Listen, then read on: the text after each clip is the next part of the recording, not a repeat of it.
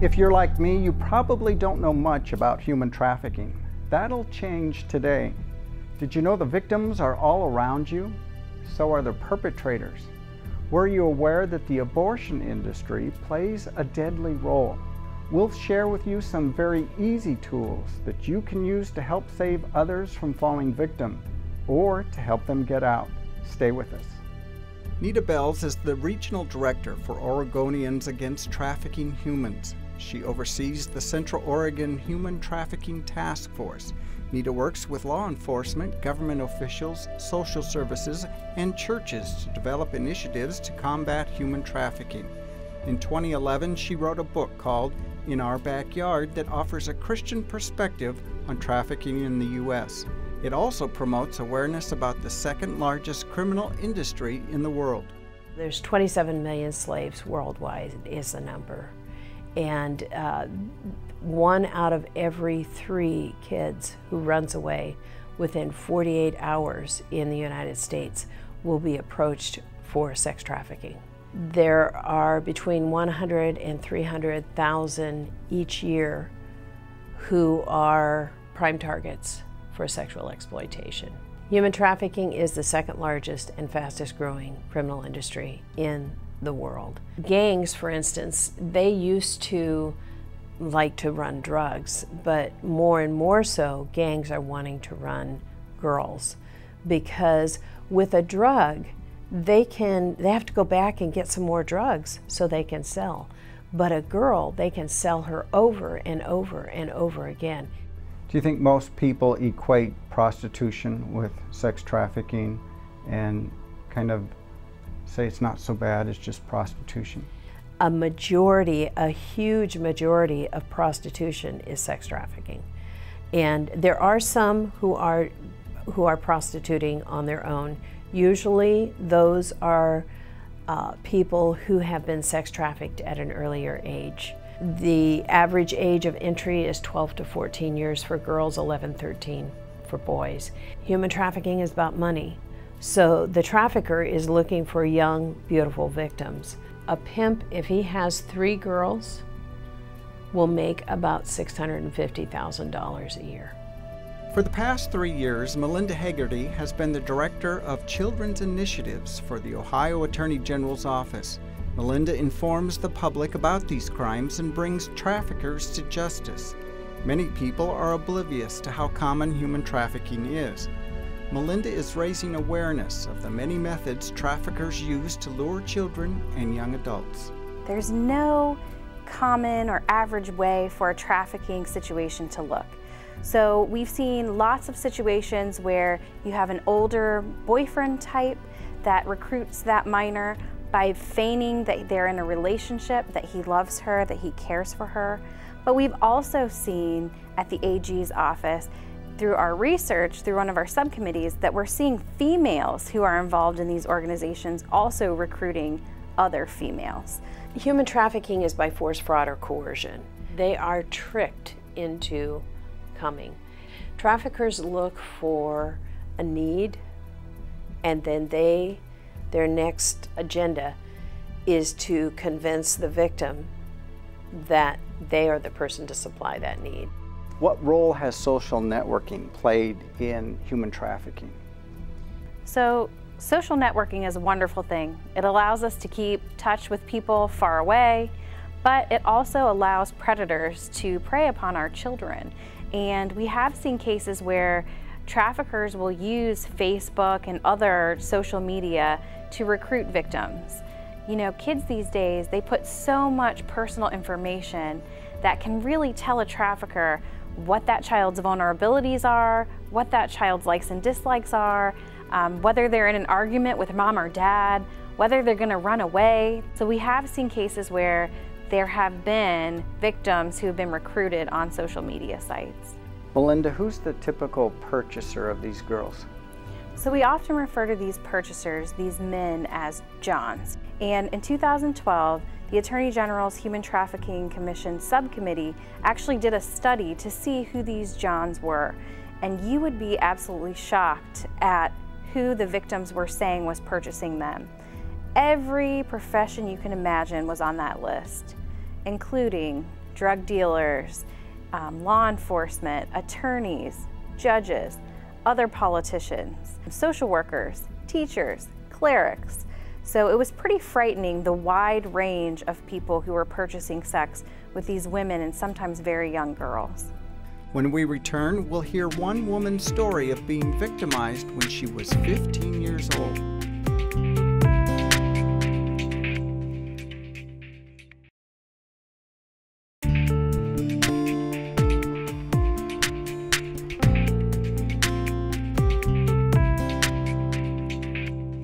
When Marlene Carson was 13 years old, a man named Richard and his wife moved into the neighborhood.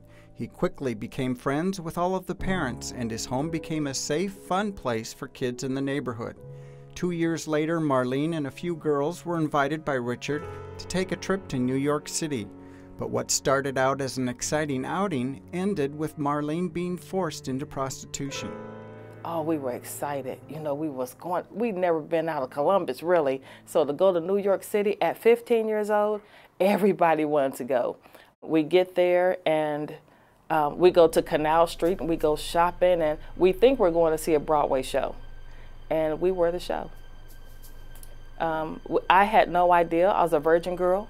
I knew nothing about pimps or prostitution. And so to go from that to this guy saying, put this dress on, and if you don't do it, you'll never make it back home to see your parents again.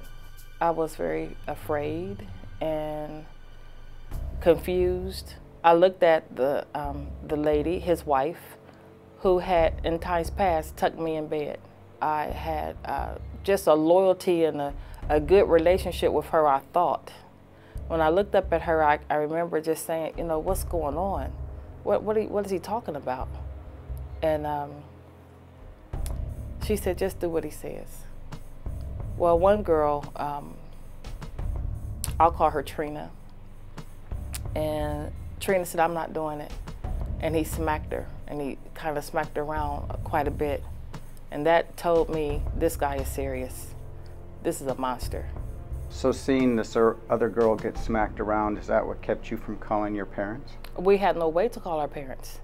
We didn't have cell phones. One thing about traffickers, even now, they make sure that you don't have access to any type of support system, any type of outlet, period. They, even in the initial processes of a trafficker trying to groom you, like what he did with us, he built our confidence in him by lavishing us with these trips, having an air hockey and a pool table at his house, and giving us everything that we wanted as kids. So now we trust him. Well, that's what they do now to these young kids. They build this trust with them and have this confidence in them that they're not going to let you get to anyone that can help you get away from their plan. Wouldn't they be afraid that once you got home, you would talk to your parents? These people literally put the fear of God in you. You don't know what they're capable of. I had no idea if this guy was, when he said, I'll kill your parents, I'll kill the next girl next to you, who knows if he's telling the truth or not, because the pattern has been broken. Nothing's normal anymore. So you believe him. After the trip, Richard snatched Marlene from her family and forced her into his ring of prostitution. Richard lied to and abused Marlene for years, never telling her that her family was looking for her. Marlene would be sold for $200 or $300 per hour, and the girls would have to meet a quota each day. After several years with Richard, Marlene had worked her way up to the rank of the bottom girl. There is a hierarchy in exploitation. After so many years, you become a manager, if you will. So a bottom girl is a manager or a recruiter. And so the manager, in the pimp's or trafficker's absence, takes care of all the business, manages the girls, their schedules, what they wear, how their hair is, how they do their hair. If they go to jail, the bottom girl's the one that goes, sees her, and makes sure, that she's not telling too much. So I was groomed to recruit girls. I was taken to Dairy Queens, malls, bus stations, and literally taught and trained how to get a girl to get in the car with me. In a moment, we'll learn about the abortion industry's connection to human trafficking.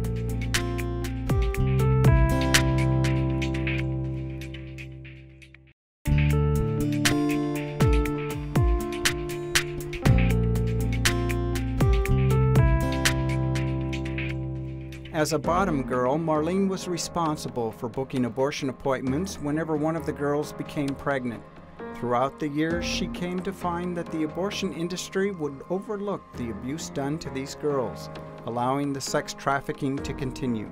The pimps or the traffickers would get fake IDs for the girls, and we would take them to have abortions. Would you go in there and pretend you were their mom? No, but I would have someone else do it. The lady who actually would go with them, she was paid just to go in when they needed abortions, when they had diseases, when they needed some medical attention, she would go. And did Planned Parenthood ever turn you down for an abortion for one of the girls? Oh no, absolutely not. Did they ever ask questions? Yeah, the questions on their form, not do you want to keep this child, what's the story, what's going on? Because honestly, they had to know that these were teenagers. These were not adult women. Do you have any guess of the percentage of young girls that would need the services of an abortionist? Every pimp has a stable of like maybe 3 to 5 girls, and that can be the same 3 to 5 for a year, or 3 to 5 every 3 months. I would say at least 2 of them would probably have an abortion within a very short period of time. I have 4 children. 2 of them were the result of prostitution. And so the only reason those children didn't get aborted is because I begged. When those other girls would get pregnant, I didn't have a choice. I'm the bottom girl, remember? But then when I myself became pregnant, I just couldn't do it. Did you ever struggle with your role in the abortions of these girls? My God, absolutely. There was a girl, she was about 14 years old, and she became pregnant. I knew she had to have an abortion. I knew it, and I couldn't do it.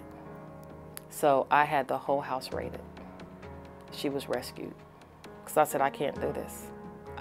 This young girl cannot go through this. There are a lot of forced abortions that happen in sex trafficking. The abortion industry is profiting tremendously. Financially? Financially. Do you think they're looking the other way when they see maybe an obvious case come in? Well, I think we've had some documented things filmed with Planned Parenthood where the proposed trafficker, he wasn't a trafficker, but he was posing as a trafficker, said to the person at Planned Parenthood, we're in the sex industry, and she tells him how to get around the laws and what Planned Parenthood can do for them, and that when they can't help them, here's another place that will get abortions for younger girls. You know, yes, absolutely there's a cooperation there. Marlene was exploited for 13 years, and in that time she was forced to marry Richard and had 2 children. Yet she was still afraid and dreamed every day of getting out or being arrested. I used to want to be arrested. No, I literally did. I don't care who comes. I don't care if it's the police, my mom. I don't care who comes, but I wanted out. Well, what kept you from leaving Richard going through all of this? Initially, I would say it was fear.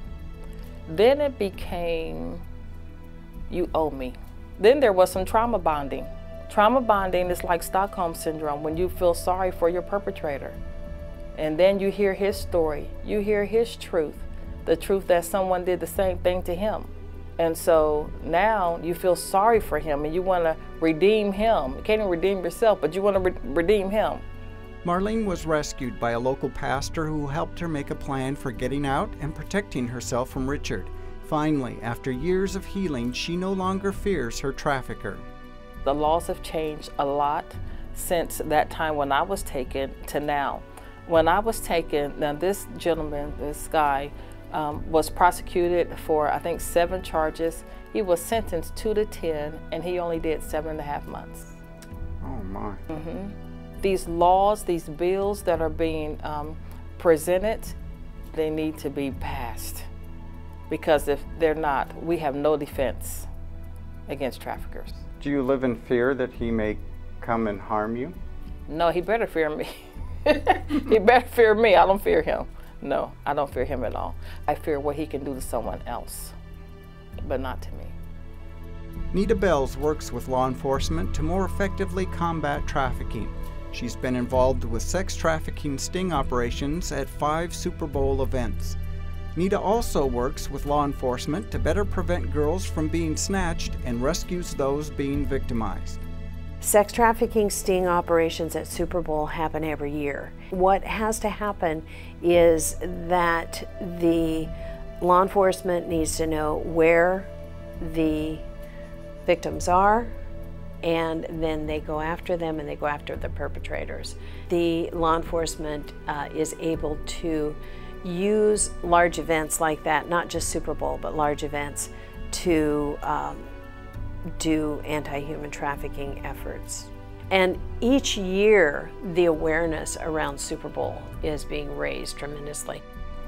Have you yourself experienced an opportunity to intervene on behalf of young girls? We were in New Orleans, and it was late at night, and our car stalled, and we were sitting there waiting for help, and there were 2 girls standing on the corner. We had just driven down a street that was full of traffickers, and it was right at the end of the street where these girls were standing.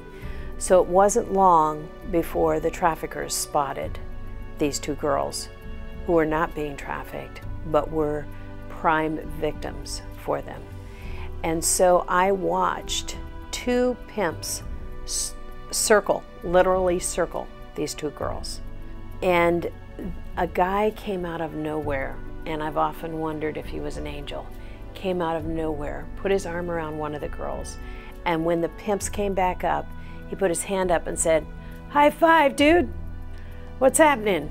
And in other words, what he was communicating to them is, these girls are mine, you can't have them. And so we offered these girls a ride home. These girls were 2 freshmen, 19-year-old girls from Christian homes going to a Christian university. And but for the grace of God, they would have been trafficked that night. Coming up, we'll hear how these women are working to raise awareness about the prevalence of human trafficking.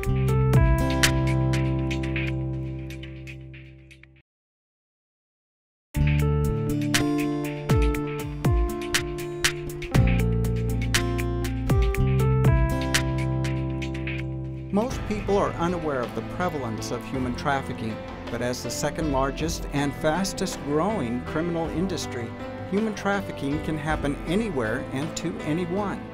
It's happening in this country, so parents need to learn how to be proactive in educating their children about these dangers. Most girls think it can't happen to them. I think parents have to know that it can happen to their child. Not in a paranoid kind of, my child can never go to the mall, but in a kind of way that says, I am going to have schooled her ahead of time to know what human trafficker looks like, how they act, how they recruit. I am going to have proactively done this, and then the time that my child is at the mall is going to be limited. There'll be a beginning and an end, and I'll know who she's with, and I'm not going to be afraid to be the parent and say, you can't hang out all day at the mall. Recently, we took a film crew to Easton Mall. I didn't look like this. My hair was all crinkled up and I had a ton of jewelry on, but in 17 minutes, we had 3 girls from the Polaris area in my car. In 17 minutes. These girls were 14 through 16, and 1 girl was mad at her mom for not buying her a Coach purse. The other 2 girls had Coach purses. So I went to the Coach store and I bought the purse. I waited till they got into, this is what pimps do. This is the real deal. So I waited till they went to the food court. I sat beside them and I slid her the purse. And I told her, you don't have to listen to your mom anymore. I'll give you anything you want. Come on, y'all, let's go. Let's talk in my car. Took me 17 minutes to get her in the car. When they got in the car with me, I told them to call every one of your parents. Let me tell you what human trafficking is. Let me tell you, if it was another year in my life, you would never see your parents again. They were bawling. These are 3 middle and high school girls who come from very wealthy areas, who are very educated and know better. The foundation of all of it has to be awareness, because without awareness, we don't have laws, Without awareness, we don't have funding. This is the second largest and fastest growing crime. And all the traffickers ask is that we be quiet.